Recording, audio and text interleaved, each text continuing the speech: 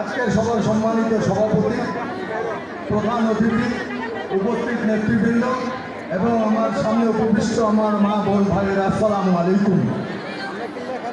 আজকে আমি রাজনৈতিক কোনো বক্তব্য দেব না। তারা অনেক মা বোন চেনেন আমাকে। 91 থেকে সেই ধানের শীষে প্রচার করেছি সাদেক হোসেন খোকাকে নিয়ে, অনেকে চেনেন আমাকে।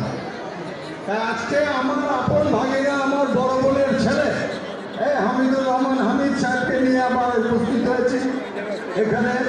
আপনারা সবাই 12 তারিখে সকালে সকালে সবাইকে নিয়ে, নিজেদের স্বামী স্ত্রী সবাইকে নিয়ে 12 তারিখে ভোট কেন্দ্রে গিয়ে ধানের শীষে ঝিল দিয়ে বাড়িতে খিচুড়ি খাবেন আর সন্ধ্যার সময় মুড়ির ভর্তা নিয়ে টেলিভিশনের সামনে বসবেন। আপনারা যে সিলটা দিয়েছেন সেটার বিজয় সংবাদ শুনবেন। আমি আপনাদের কাছে একটা অনুরোধ করি, অনেকে বলে থাকে যে হামিদুর রহমান হামিদ বহিরাগত। আসলে সে বহিরাগত নয়।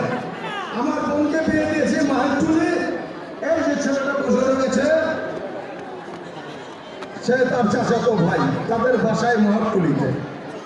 তাই আমরা স্থানীয়, এই এলাকার স্থানীয়। আমি থাকি মবিন বাজারে।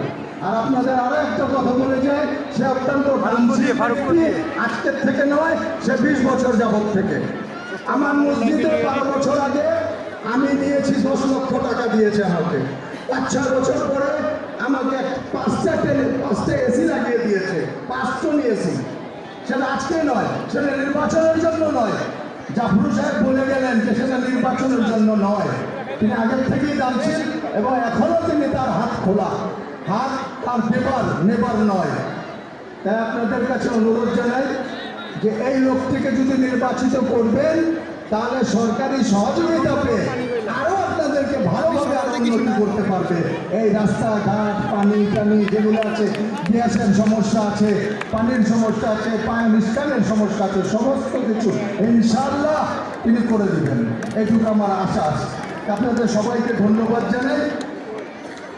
আমি এখানে বক্তব্য রাখছি। আল্লাহ হাফেজ।